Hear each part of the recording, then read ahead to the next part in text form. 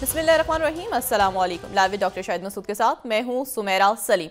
नाज़रीन, कौमी सलामती की पार्लिमानी कमेटी का इजलास कल तलब कर लिया गया है। अपोजिशन इत्तेहाद में शामिल जमातों ने पार्लियामेंट की कौमी सलामती कमेटी के कल होने वाले इजलास में शिरकत का फैसला किया है। तहरीक इंसाफ ने 14 नाम स्पीकर कौमी असम्बली अयाज सादी साहब को दे दिए हैं। इजलास में पार्लिमान में मौजूद तमाम सियासी जमातों के पार्लिमानी लीडर्स और उनके नामजद नुमाइंदे भी शिरकत करेंगे। इसके अलावा भी दीगर मौज़ूआत पर आज हम गुफ्तगू करेंगे। स्टूडियो में हमारे साथ मौजूद हैं डॉक्टर शाहिद मसूद। अस्सलाम वालेकुम डॉक्टर साहब। डॉक्टर साहब, कौमी सलामती की पार्लिमानी कमेटी का इजलास जो है कल तलब किया गया और अपोजिशन इत्तेहाद में शामिल जमातों ने इस इजलास में शिरकत का फैसला किया है। वो जी बरतानवी फ़िलासफ़र थे बर्टनैंड रसल, तो उनका एक बड़ा मशहूर मक़ाला है कि war doesn't determine who is right, only who is left. Right कौन है ये फ़ैसला जंगें नहीं करती, बल्कि कौन बच गया, हु इज़ लेफ्ट, ये फ़ैसला करती हैं। तमाम दुनिया और पाकिस्तान बड़ी जंगों की तरफ, बड़ी झड़पों की तरफ, बदतरीन अंदरूनी सोजिशों की तरफ बढ़ रहा है। और एक लहर जो 48 घंटे या 72 घंटे या जारी रही पूरे मुल्क में, और मुख्तलिफ मकामात पे बड़े छोटे हमले हुए, झड़पें हुई सिक्योरिटी फोर्सेस के दरमियान और दहशतगर्द जो अटैक कर रहे थे, ये तो वो है जो सामने आए। इससे हट के ज़ाहिर है बहुत से ऐसे वाक़यात हुए होंगे जो सामने नहीं आए, जो इंटेलिजेंस के हवाले से कामयाब हुए होंगे। लेकिन एक अफरा तफरी है, और ये ज़हन में रखें कि जो खामोशी आती है, वो कहते हैं ना, पीस क्या है? पीस ये है कि दो जगहों के दरमियान का जो वक्फा है उसको अमन कहते हैं। ये एक बात भी कही जाती है।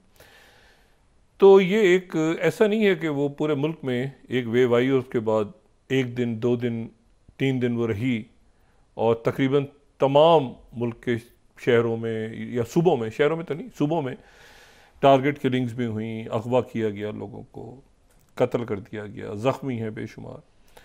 तो ये जो है, ये मैंने कल भी बात की थी, मैं दोबारा कह रहा हूँ कि इंतहाई गैर मामूली हालात है मुल्क में। और ये एक सोजिश कह लें इसको, या इसको जैसे भी जो भी नाम दें, ये आने वाले दिनों में पाकिस्तान समेत पूरी दुनिया में बढ़ेगी। ये मैं बहुत अरसे से कह रहा हूँ, मैं इसको दोबारा इंडोर्स कर रहा हूँ, क्योंकि वो चीज़ें सामने अब आ रही हैं। ये चीज़ें, ये मामलात और बढ़ेंगे, तो उसमें गैर मामूली हालात में गैर मामूली फ़ैसले करने का वक्त है। जो कौमें, जो मुल्क, जो अफराद, जो लोग इस वक्त गैर मामूली फ़ैसले नहीं करेंगे, वो मारे जाएंगे।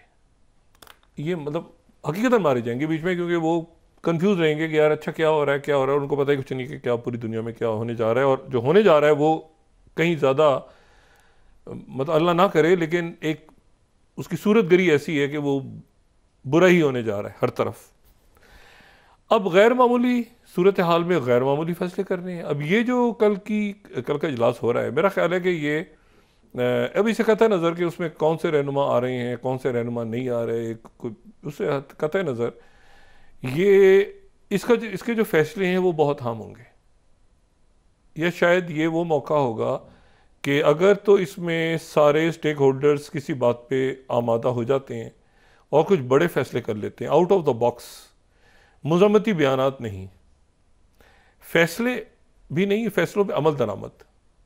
एक होता है फैसला कर लिया मैंने, ये मैं सोच रहा हूँ, फौरी तौर पे एक ऐसी सूरत हाल है जिसमें सोशल अनरेस्ट और इंतहाई गैर यकीनी की कैफियत, दहशत गर्दी, और ये फॉग ऑफ वॉर में पता भी नहीं चल रहा कि कौन से लोग हैं। आम लोगों को तो नहीं पता चल रहा, बम धमाका हो गया, सड़कें बंद हैं, ये सब। तो मैं उम्मीद करता हूँ, मैं दुआ भी करता हूँ कि कल जो है वो कोई ऐसे फैसले होंगे जो मुल्क के लिए, दुनिया के लिए, कौम के लिए, लोगों के लिए, आम लोगों के लिए, वो उनमें कुछ होगा, कोई स्टेप्स उठाए जाएंगे ऐसे जिससे हम इससे, क्योंकि इनमें मैं हमेशा ही बात कहता हूँ कि इसमें से अक्सरियत मैन मेड क्राइसिस है।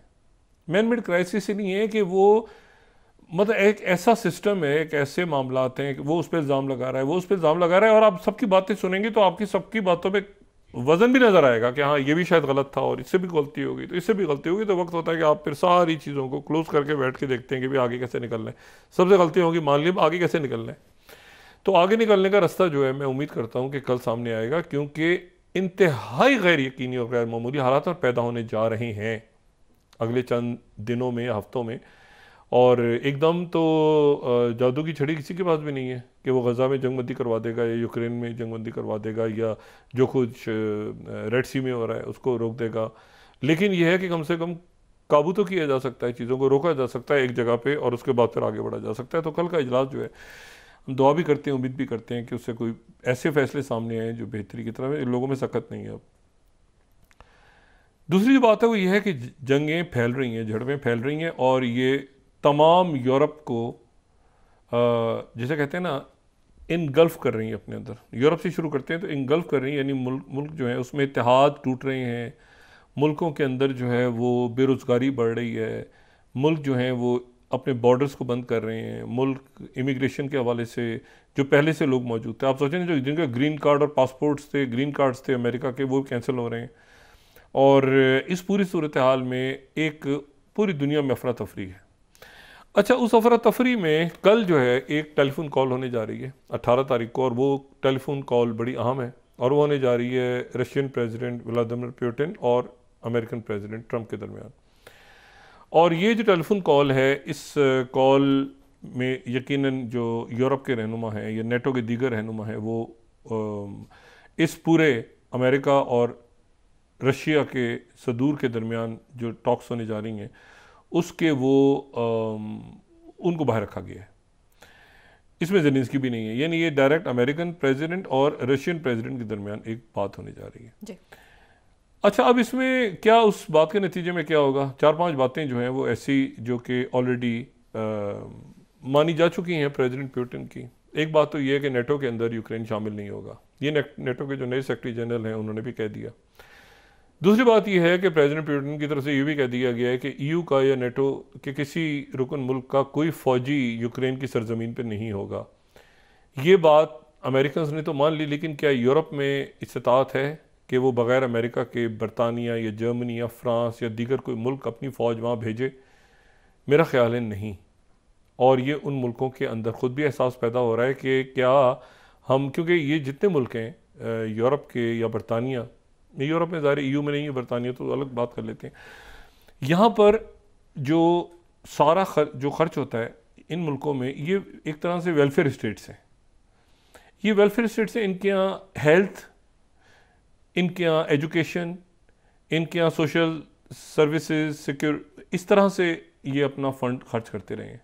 मतलब इन्होंने, आप इनके यहाँ जाएँ तो हॉस्पिटल्स में रिसर्च हो रही है, यूनिवर्सिटीज़ में रिसर्च हो रही है, पुलिसिंग, लॉ एंड ऑर्डर, अच्छे लोग, मतलब ये जंगों के अंदर जो है ये अपना पैसा नहीं खर्च किया इन्होंने। पहले चंद सालों में ये किया कि अपनी फ़ौजें भी कम कर लीं, फ़ौजें भी कम करके और अलामती तौर पे फ़ौजें रखी। लेकिन ये कि आप अगर कहीं ट्रैवल करें यूरोप के अंदर तो आपको फ़ौजें वहाँ पे नज़र नहीं आएंगी, वहाँ पर आपको पुलिस नज़र आ जाएगी, सिक्योरिटी नज़र आएगी, सब कुछ। लेकिन ये बॉर्डर्स खुले हुए हैं तो लोग बड़े अपने होता है ना कि वो, तो अवाम जो है वो उसके लिए तैयार नहीं किसी भी सूरत। और ये अगर हम देखें कि आम ये फिफ्थ स्लाइड अगर हम देखें कर्टसी फाइनेंशियल टाइम्स, तो उसमें आपको नज़र आएगा कि यूरोप ने किस तरह से अपनी फ़ौजों में कमी की है।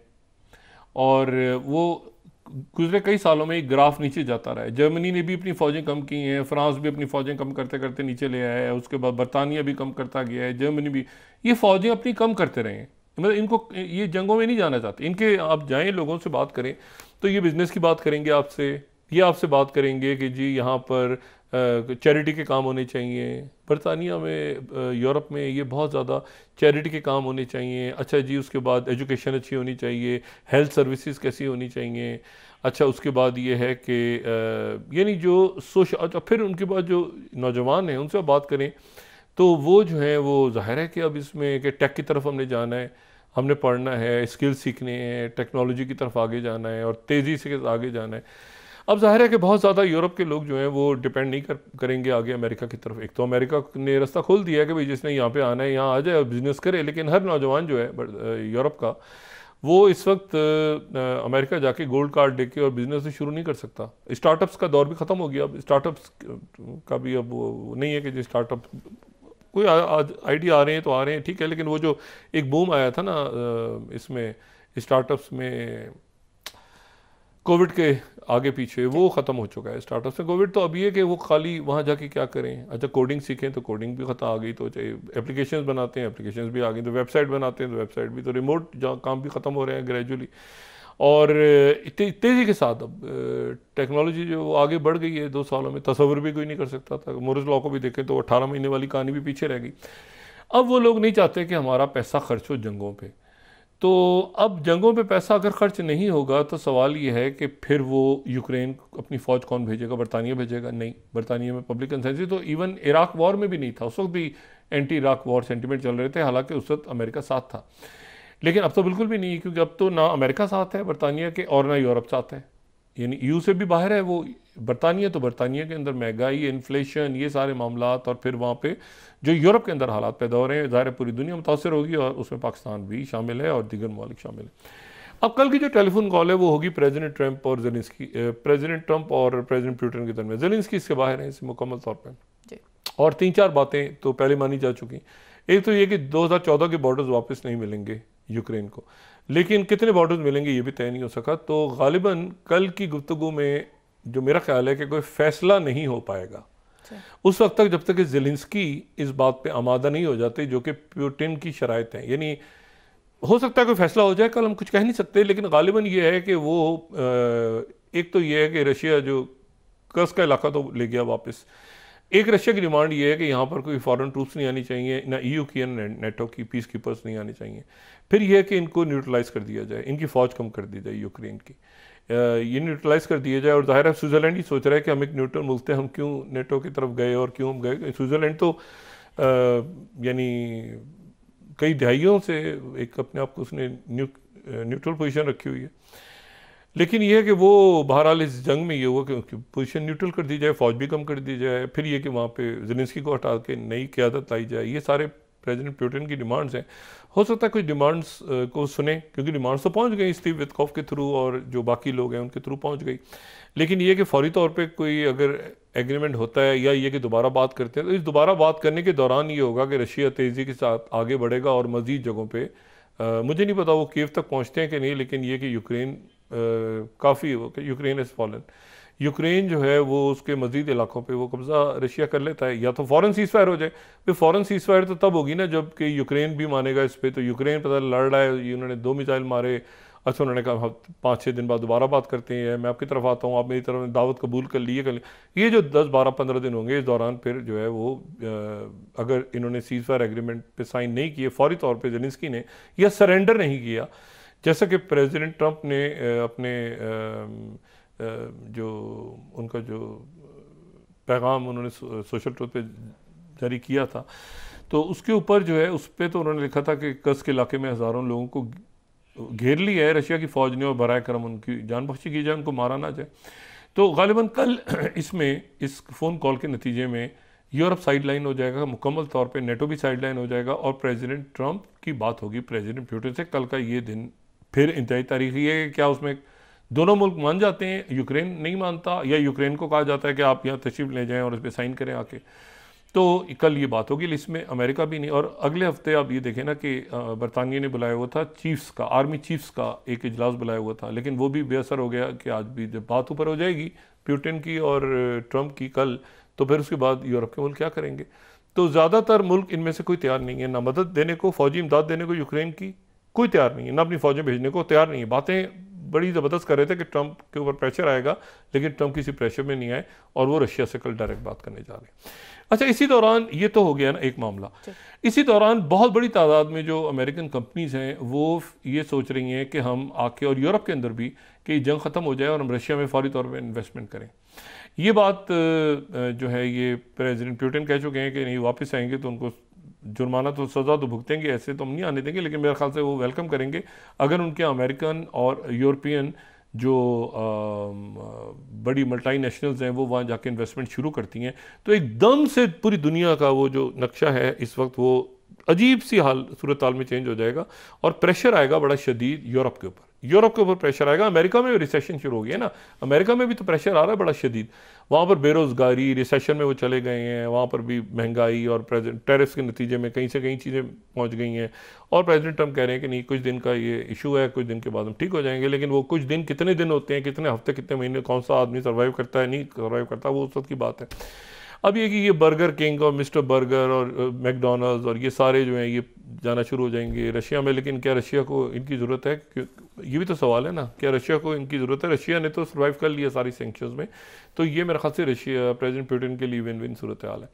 दूसरी जो बात है वो ये है कि प्रेसिडेंट ट्रम्प को ज़ाहिर वो दावत देंगे, या वो दावत देंगे फ़ोन पे, वो एक्सेप्ट कर लेंगे, या वो दूसरा दावत देगा।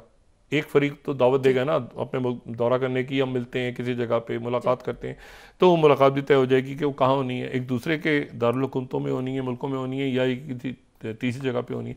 प्रेसिडेंट ट्रम्प को कोई मसला नहीं है, प्रेसिडेंट ट्रम्प को कोई मसला है ही नहीं कि वो मॉस्को फ्लाइट लेके चले जाएँ। और ना ही ये इस वक्त प्रेसिडेंट पुतिन को होगा कि वो सीधा जाएँ वाइट हाउस में और एक आराम से साथ बैठ के गपशप लगाएं दोनों। तो ये एक बहुत बड़ा वाक़या होने जा रहा है, और ये वो जो जंग छिड़ी थी उसका ख़ात्मा होने जा रहा है। इसी दौरान जो एक जो यूरोजुरिस्ट के नाम से एक यूरोप का इंटरनल एक ग्रुप है, अदालती निज़ाम उनका इंटरनल है, और उसमें यह है कि जी उसमें यूरोप जैसे है ना, ये आईसीसी है, मतलब उसमें यह है कि यूरोप 2002 में ये हुआ था कि यूरोप के अंदर ही मुकदमात जो हैं इंट्रा मतलब एक बॉर्डर्स के दरमियान, रियासतों के दरमियान सुने जाएँ, तो उन्होंने वो एक तहकीकाती ग्रुप कायम कर दिया था, तफ्तीशी या तहकीकाती ग्रुप, कि 2022 में जब जंग छिड़ी थी तो उन्होंने इसमें कहा था कि जो पुतिन और उनके अलाइज मुल्क हैं, जो नॉर्थ कोरिया और बेलारूस और ईरान और सारे, उनके लीडर्स के ख़िलाफ़ जंगी जराइम और ये जाहिरियत और ये इंसानी हकूक़, इसके हवाले से तहकीकात होंगी, सब कुछ होगा। अमेरिका ने उससे भी अपने आप को अलग कर लिया। अमेरिका ने मैसेज भेज दी यूरोप को कि हम इसका हिस्सा नहीं है। ये जो, और साथ ही आप देखें ना, पुतिन के कहने पर कित क्लॉक को भी हटा दिया, पुतिन के कहने पर सारी। तो प्रेसिडेंट ट्रम्प जो हैं वो इस जंग के खात्मे की तरफ जा रहे हैं। लेकिन ये जंग क्या फ़ौरन कल ही ख़त्म हो जाएगी? जितने दिन ये 2-4 दिन 5 दिन मुलाकात, मुआहिदा, सीज़ फायर एग्रीमेंट, ये वो जितना वो तेज़ी के साथ इस दौरान जो है वो प्रेसिडेंट पुतिन, और यहाँ पे क्योंकि विल ख़त्म हो गई है यूक्रेन के अंदर, लोग लड़ने के उसमें नहीं रहे कि लड़ें तो कैसे लड़ें, और शायद ज़ेलेंस्की इसमें रिज़ाइन कर दें। ये वाक़या कल होने जा रहा है। दूसरी जो बात है वो ये जो पिछले 24-48 घंटों में ये जो हुतीज़ के मुख्तलिफ जगहों पे अटैक हुए, उसके नतीजे में कोई 50-55 के करीब लोग वहाँ पे जाँ बहक हो चुके हैं। हुतीज़ की तरफ से ये दावा किया गया कि उन्होंने दो दफ़ा USS हैरी ट्रूमन को निशाना बनाया है। अच्छा, जो ये 9 स्लाइड अगर हम दिखाएं तो उनकी तरफ से ये बात की गई है अमेरिकन नेवी की तरफ से कि हुतीज़ ने अटैम्प्ट किया है कैरियर हैरी ट्रूमन के ऊपर, लेकिन वो अटैम्प्ट किया है लेकिन वो कामयाब नहीं हुआ। लेकिन जो हुतीज़ हैं, अब जैसे मैं ईरान की तस्नीम न्यूज़ एजेंसी को कोट कर दूं तो यमन strike US carrier for second time, तो ये इसी तरह से सऊदी अरेबिया की न्यूज़ एजेंसी अल अरेबिया को, जो कि बड़ी वहाँ का मौकर आउटलेट है, तो उसको मैं कोट करूं तो वो भी 10th और 11th वही कह रहे हैं कि जी ये जो है यहाँ पे हुतीज़ ने जो है वो क्लेम किया है कि अमेरिकन कैरियर ग्रुप पे उन्होंने अटैक किया है।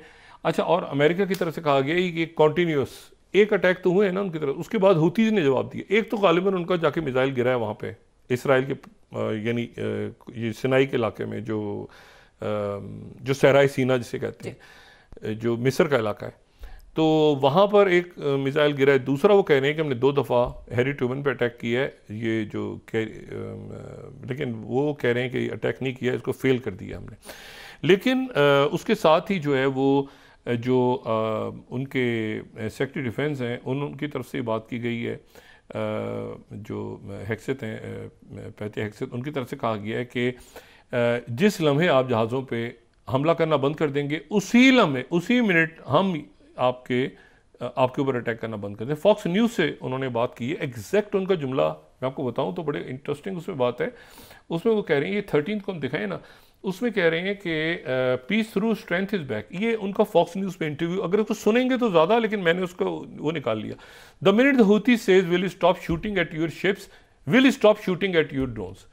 तुम जंग बंद कर दोगे, जिस लम्हे उस लम्हे हम ही कहेंगे कि हम जंग बंद करें। यानी इसका मतलब ये है कि उनका मैसेज ये है कि हम, अगर तुम पीसफुल रहोगे तो हम अटैक नहीं करेंगे, तुम अगर बंद कर दोगे जंग करना, हमारे जहाज़ों पे अटैक करना, तो हम भी तुम्हारे ड्रोन्स के ऊपर अटैक करना बंद कर देंगे। यानी एक तरह से इसको समझेंगे ये जो है ना सफ़ेद झंडा है दोनों तरफ से अमन का, कि भाई हम इसलिए अटैक कर रहे हैं कि तुम अटैक कर रहे हो। तो उन्होंने उनकी तरफ से जो कि अटैक होना था, ये सीज़ फायर के बाद उन्होंने कह दिया था, सीज़ फायर का चौथा दिन, तो उनकी तरफ से अटैक होना था। उन्होंने बहरहाल कह दिया कि हमने 2 मिसाइल दाग दिए हैं।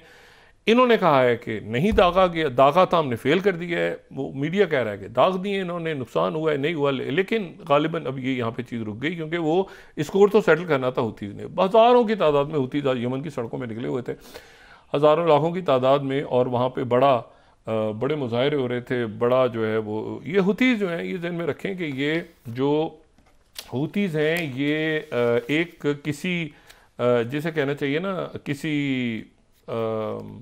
यानी हुतीज़ मूवमेंट है, ठीक है ना, हुतीज़ मूवमेंट है। और ये जो हुतीज़ मूवमेंट है वहाँ पर काफ़ी ज़्यादा स्ट्रॉन्ग हो चुकी इतने सालों के दरमियान। कई साल गुजर गए वहाँ पे। 2015 में 9 अलाइज़ के साथ जो है, 9 अपने इत्तेहादियों के साथ सऊदी अरेबिया ने इसमें क्योंकि ज़ाहिर है सऊदी अरेबिया का बहुत बड़ा बॉर्डर है, तो सऊदी अरेबिया इसमें इन्वॉल्व हुआ था। लेकिन उसके बाद जो है वो अच्छा ये जो है हुसैन अल हुती, ये हुती या हुसी कह लें, जैसे भी कहें इसको, ये जो है ये एक कबीला है, ये ध्यान में रखें। ये कोई मज़हब या मसलक नहीं है, ये हुतीज़ का एक कबीला है हुतीज़, और उसमें ज़्यादा चूँकि ज़ैदिया मसलक के लोग हैं तो इसलिए वो उनके साथ लिंक हो जाता है। हालांकि ये जो है ये एक कबीला है, बहुत पुराना कबीला है। लेकिन हुसैन अल हुती जो हैं उन्होंने ये बनाया था, और अली अब्दुल्ला सालेह जो कि 1990 से लेके और फिर उसके बाद काफ़ी तवील अरसे तक वो सदर रहे, यानी पहले तो वो शुमाली यमन के सदर थे ना, बाद में यमन की यूनिफिकेशन हो गई, तो उनके ख़िलाफ़ ये मूवमेंट उठी थी। तो उसमें हुसैन अल हुती ने बनाया था, ये एक मूवमेंट खड़ी की थी हुती ट्राइब की। उसके बाद यह है कि उनकी जब डेथ हो गई 2004 में, तो उसके बाद उनके जो हैं भाई वहाँ पे आ गए, और वो अब्दुल मालिक अल हुती हैं, तो वो इसको लीड कर रहे हैं। इसमें अक्सरियत ये ध्यान में रखें कि इसमें अक्सरियत जो है वो चूँकि ज़ैदिया फ़िरके, इसलिए इसको एक मज़हब के तौर पे, हालांकि ये कबीला है, ये असल बाद में ही सब कहना चाहिए, हुती कबीला है, बहुत बड़ा ट्राइब है। और ये जो है ये वहाँ पे जाहिर है कि यमन के अंदर फिर ये जब आ गए यमन के अंदर, फिर उसके बाद लेकिन पीस अकॉर्ड हुआ, फिर UN इन्वॉल्व हुई, फिर अरब मुल्क निकले इसमें से बाहर, फिर पीस, और वो पीस अकॉर्ड हुआ, और उसके नतीजे में तय हो गया कि भाई ये सऊदी अरेबिया, UAE, बाकी मुल्कों के साथ वो डिसाइड हो गया। हुती जो है उनका टिल्ट ईरान की तरफ है। ईरान कहता है हम हमारी तरफ टिल्ट नहीं है, ये तो खुद हैं अपनी जगह। लेकिन यह है कि जो मगरबी जो इंटेलिजेंस की रिपोर्ट्स हैं वो जो क्लेम करते हैं, वो कहते हैं सिर्फ ईरान नहीं बल्कि चाइना और रशिया या नॉर्थ कोरिया, बाकी मुल्क भी खामोशी हुती को सपोर्ट करते हैं। तो बहरहाल ये है कि हुती एक बड़ी पावर बन चुके हैं, लेकिन उनकी तरफ से कहा गया कि आप अटैक करना रोक दें तो हम भी बंद कर देंगे। बात असल ये नहीं तो ख़त्म कर देंगे, तबाह कर देंगे, ऐसा नहीं हुआ। उन्होंने सेक्रेटरी डिफेंस ने कहा तुम अटैक करना बंद करोगे। एग्जैक्ट फॉक्स पे ये जुमले हैं जो मैंने उनका सुना भी है और यहाँ पर आपको दिखाया भी है कि तुम अटैक करना बंद कर दोगे, हम अटैक करना बंद कर देंगे। तो अब अच्छा, अब ये है कि ये एक तो मामला ये झड़पों का हो गया कि क्या ये झड़पें एक्सलेट होंगी। अच्छा, उन्होंने साथ ये कहा है कि ये एक्सलेशन होगी। उन्होंने कहा एक्सलेशन होगी, अगर तुम्हारी तरफ से जंगें बढ़ाई जाएंगी तो हमारी तरफ से भी बढ़ाई जाएंगी जंगें, यानी हम भी चूड़ियाँ पहन के नहीं बैठे हुए, तुम जंगें अटैक करोगे। ये जहन में रखें कि वाक़यात कहाँ हो रहे हैं। ये वाक़यात ये कोई हज़ारों लाखों मील दूर नहीं हो रहे, ये बिल्कुल यहाँ हमारे पड़ोस में जो हमारा यहाँ पर आप देखें कि ये कितनी दूर है, ये हुतीज़ जो है यमन कितनी दूर है यहाँ से, पाकिस्तान से। मैंने कहा ना ये सारी जंगें आपके दाएं बाएं हो रही हैं, बड़ी जंगें, और आपके दाएं बाएं अगर ना भी हो रही हो तो भी इवन देन एक जगह का मसला दूसरी जगह को इन्वॉल्व करता है। कहाँ ये कि जो मुल्क के हालात हैं इस वक्त, उसमें हम इसी तरह से बात करते रहें और कोई out of the box solution ना सोचें कि ये जो प्रॉब्लम्स हैं सारे सोशल अनरेस्ट से लेके, टेररिज्म से लेके, इकोनॉमी से लेके और फॉरेन पॉलिसी आपने लॉन्ग टर्म बनानी है ना। अब तो दुनिया किसी और तरफ जा रही है, तो इसलिए आपने वो आगे जाके देखना है कि भाई कैसे आपने सारा चलना है दुनिया के साथ और अपने मुल्क के साथ। तो मैं वही बात के कल की कॉन्फ्रेंस बड़ी इंपॉर्टेंट है। अच्छा, इसी दौरान जो है वो एक और मामला पेश आ गया, वो ये हो गया, वो अमेरिका के इंटरनल मामला पेश है। वो ये है कि जो डोनाल्ड ट्रंप हैं उन्होंने एक मैसेज किया अभी, ये मैसेज को पढ़ के ये अगर सेकंड स्लाइड में देखें, वो कह रहे हैं कि वो जो माफ़ीनामे स्लीपी जो बाइडेन साइन कर गया था, gave to unselect pardon that sleepy Joe Biden कहते हैं, वो कहते हैं सोता रहता था, तो पॉलिटिकल ठग्स और कईयों को वो माफ़ी दे गया था, तो वो सारे जो हैं वो माफ़ी नामे वॉइड हो गए, वेकेंट हो गए और उनका कोई असर और इफ़ेक्ट नहीं है, वो ख़त्म हो गए, वो माफ़ी नामे सारे ख़त्म हो गए। वो जो देखे गया था, वो जो मुख्तलिफ जो शख्सियात को माफ़ी नामा अपने बेटे हंटर बाइडन को आखिरी दिन में, और उसकी वजह ये बताइए because of the fact that they were done by auto pen. ये चूंकि उसने खुद साइन नहीं किए थे जो बाइडन, ऑटो पेन जो है ना एक बड़ी पुरानी मशीन है, एक मशीन है। वो मशीन ये है कि उसको वो अगर आप साइन करें ना अपने सिग्नेचर, तो वो मशीन आपके सिग्नेचर्स को सेव कर लेती है। मतलब मैं अपना साइन करूं तो मशीन में सेव हो जाएगा वो साइन, फिर मशीन जो है ना वो ही साइन करती रहेगी बार बार बार बार बार बार बार। ये कुछ 150 साल पुरानी मशीन है और ये इस्तेमाल होती है वहाँ पर, लेकिन अब इसके तो बहुत मॉडर्न आ गई है, ये जो है ये शॉट उस पर भी आ गई है, इसको बहुत एडवांस हो गई है। ये आमतौर पे होता है कि जो सेलिब्रिटीज़ हैं वो इसको इस्तेमाल करती हैं, जहाँ जल्दी जल्दी साइन कर रहे होते हैं ना, ऑटोग्राफ प्लीज़, तो वो एक्चुअली वो ऑटो पेन होता है, वो उसकी मूवमेंट खुद ब खुद ऐसी हो रही होती है कि मतलब आपने उसको जो लेटेस्ट है ना, लेटेस्ट ऑटो पेन है, एक तो मशीन की शक्ल में भी होते हैं ऑटो पेन, बड़ी मशीन, नीचे आपने फाइलें रख दी और ठक ठक ठक ठक ठक ठक साइन होते जा रहे हैं ऑटो पेन। लेकिन जो लेटेस्ट ऑटो पेन है ना, वो तो ये सिंपली कि आपने पेन पकड़ा और हाथ में, और वो खुद ब खुद आपने उसको कर दिया साइन, सिग्नेचर पे डाला, उसको उसमें जो प्रॉम्प्ट डाल दिया कि सिग्नेचर, मेरे सिग्नेचर, तो पेन साइन करता रहेगा। आप एक पेपर उठाएं, दूसरा उठाएं, आपकी मूवमेंट जो है ना, आप बातचीत भी कर रहे हैं, वो साइन होते रहेंगे तो ऑटो पे। अब वो कह रहे हैं कि ये जो साइन सारे पार्डन्स पे किए हैं, माफ़ीनामे पे, ये बाइडेन ने अपने हाथ से नहीं किए, बल्कि ऑटो पेन इस्तेमाल किए। अब चूंकि ऑटो पेन इस्तेमाल किए उसने, साइन खुद नहीं किए, इसलिए वो सारे माफ़ीनामे रद्दी की टोकरी में चले गए। और इसका मतलब ये कि Biden, Hunter Biden, Kamala Harris, Joe Fauci और ये सारे लोग जो हैं, इनके ऊपर दोबारा तफ्तीश हो सकती है। इनके माफीनामे सारे बेकार हो चुके हैं क्योंकि ऑटो पेन से साइन हुए हैं, ये प्रेसिडेंट ने खुद साइन। अच्छा, इससे पहले तो ऑटो पेन बताता कोई नहीं था, सबसे पहले तो ओबामा ने बताया था अपने दौर में। और ये ऑटो पेन, हम ब्रेक पे जाने से पहले सिर्फ दिखाए ना थर्ड स्लाइड, तो आपको अंदाजा होगा कि ऑटो पेन कितना ज़्यादा ये प्रेसिडेंट, ये मुख्तलिफ ऑटो पेन्स के अब देखें कि बिल्कुल इनका जो फ़र्क है ना, अगर हम ये थर्ड स्लाइड दिखा सकें, तो ऑटो पेन का साइन और दूसरा साइन हाथ से करें और ऑटो पेन से करें, ये दोनों आपके सामने नजर आ रहे हैं। आपके लिए समझना मुश्किल हो जाएगा कि इसमें ऑटो पेन का कौन सा है और हाथ से कौन से साइन किए हुए हैं। तो बहुत से लोग लंबे लंबे मुश्किल साइन तो ऑटो पेन तेजी से करता रहता है, ठीक है, और वो इस तरह से करता है कि वो बैंक में या बाकी जगहों पर वो पता नहीं चलता, वो असली साइन ही होते हैं, यानी हर जगह वो एक्यूरेट ही होता है। वो होते हैं ना, बैंक वाले देख रहे हैं कि यार एक मिनट है, जो इस चेक के ऊपर कुछ और साइन है, इस पर कुछ और साइन, वो बिल्कुल एक्यूरेटली ऑटो पेन करता है। ये उसकी खूबी है। ये कह रहे हैं ये साइन ऑटो पेन से किए हैं उसने, तो इसलिए ये नल एंड वॉइड है, अपने हाथ से उसने दस्तखत नहीं किए। सदर को साइन अपने हाथ से करने चाहिए थे, तो माफ़ीनामे सारे बेकार हो गए और बाइडेन समेत तमाम शख्सियात जिनको माफ़ी दे दी थी उन पे दोबारा तहकीकात होंगी, तफ्तीश होगी। वक्फा न्यूज़ में बात करते हैं जी। नाज़रीन वापस आते हैं छोटे से ब्रेक के बाद।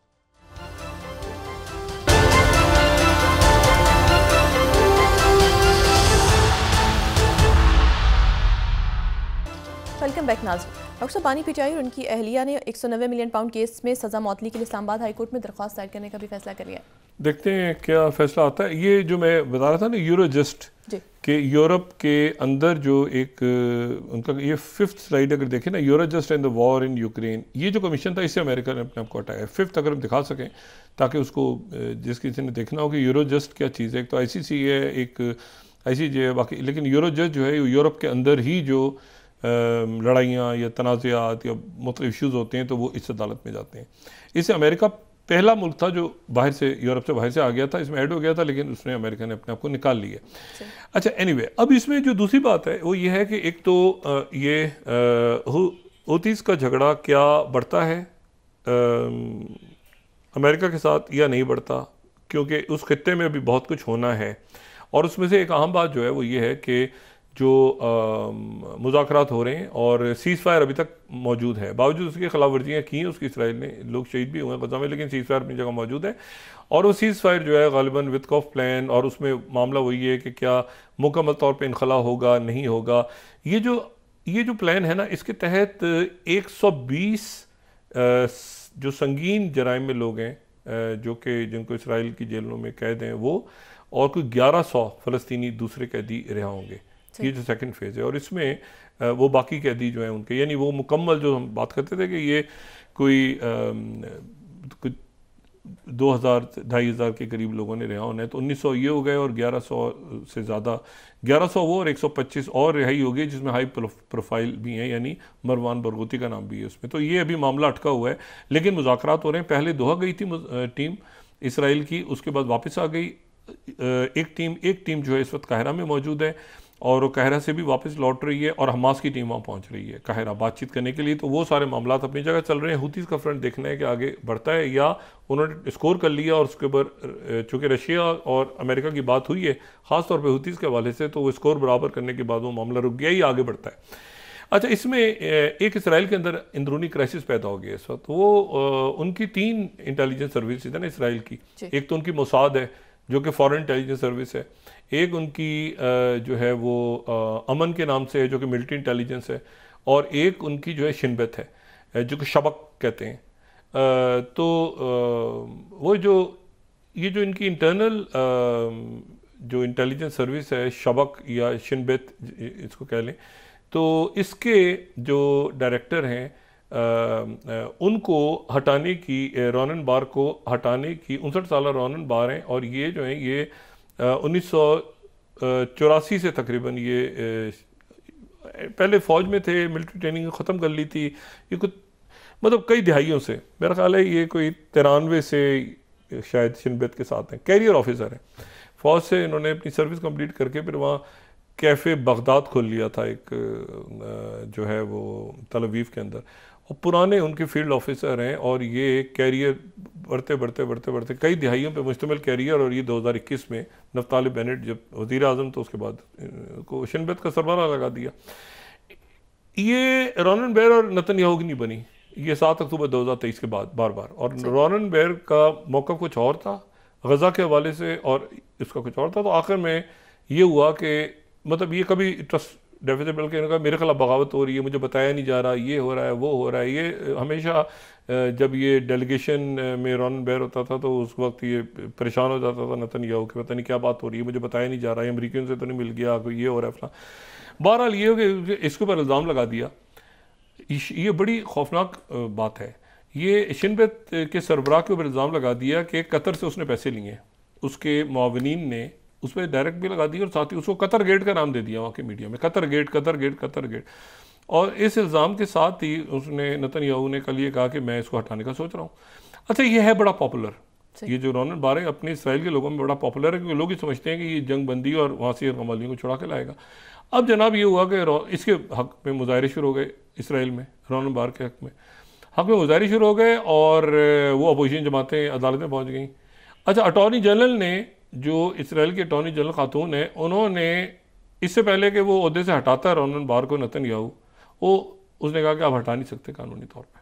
रोनन बार को शिनबेत के डायरेक्टर को हटाने से रोक दिया। अब जो शिनबेत का जो सरबराह है, अच्छा उसने वैसे ही शायद रिजाइन करना था, 2026 तक उसकी जॉब थी, तो शिनबेत के सरबराह और नेतन्याहू इससे पहले हटा था। वो अटॉर्नी जनरल ने कह दिया कि जी, और वो पिटीशन लेके पहुंच गए सुप्रीम कोर्ट में, वहाँ पे अपोजिशन के लोग लपित वपित, वो उधर फटा पड़ा हुआ है। इंटरनल सिक्योरिटी का चीफ जो है उसको आप ये कह रहे हैं कि इसने तो पैसे लिए और पैसे लेके ये इस तरह के मुआवजे करता है, मुझे बताता नहीं है, और उसके नतीजे में ये हो गया, सारा फेलियर डाल दिया। उसने रोनन बार ने भी एक पूरी चार्जशीट कर दी। उसने कहा ये हमारा जो अदारा है शिनबेत, उसकी ये खिदमात हैं और हम अकाउंटेबल हैं लोगों के सामने, सवाल ही पैदा नहीं होता, ये झूठ है। और ये और सियासतदानों ने इस मुल्क का मलियामेट किया है, ख़ासतौर पर नेतन्याहू जैसे लोग जो सियासी और अपने ज़ाती मफाद के लिए अदारे को इस्तेमाल करते हैं, वो नेतन्याहू को चार्जशीट कर दिए। अब वो फटा पड़ा हुआ अंदर कि शिनबेत को हटा सकते हैं कि नहीं हटा सकते वो सिक्योरिटी। तो नेतन्याहू, मैंने कहा था कि नेतन्याहू खुद कहीं इसमें, अमेरिकन भी डायरेक्ट ज़ाहिर के बात कर रहे हैं, स्टीव वित्कॉफ का प्लान है जो भी है उनका, तो वो अंदर शिनबेत को, वो कतर, हालांकि कतर ने बहुत अहम रोल प्ले किए, Qatar, Saudi Arabia, UAE, Iran, इसमें सारे मुल्क जितने भी हैं, वो सारे मुल्क इस वक्त एक पेज पे हैं, बहुत सारे मामलात के बावजूद अपनी इंडिविजुअल पॉलिसी से हट के।